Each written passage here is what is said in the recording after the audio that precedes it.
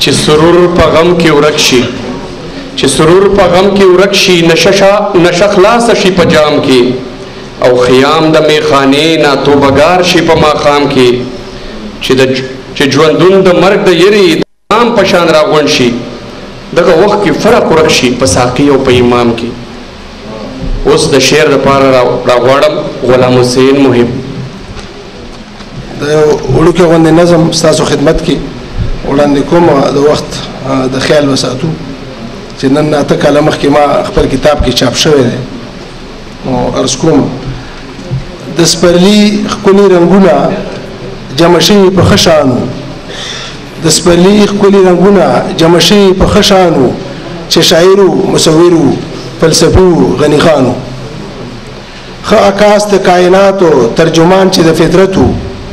خوندور جوور کلام یو پیغام د محبتو،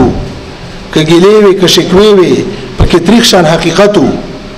سو خيار شان لیونیو ځان له بیل یو جهانو، چې شاعرو مصورو فلسفو غني خانو، د رنګونو د لفظونو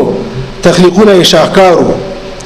هم د دې انسانیت خو جبه سترګې وي فنکارو، هر اظهار د تخیل د همدرد زړګي اظهارو، پکې پټ زمونږ د پاره غږ د امن او امانو، سو خيار شان لیونیو فلسفو غني خانو، د ژوندۍ احساس او فکر سرچینه و چې جاری و، طبیعت کې نمود او لریانه ویزاری و، له دنیا نزان تخوخو غرور نو خودداری و،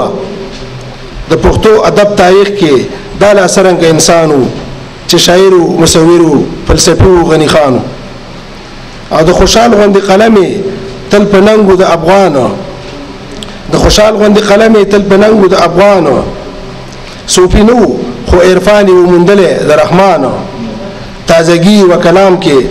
نازکی و کلام کې د حمید او علي خانو، فلسفه کې خو محبه یو همسر د حمزه خانو، چې شاعر او مصور او فلسفي غني خانو. ډیر مننه.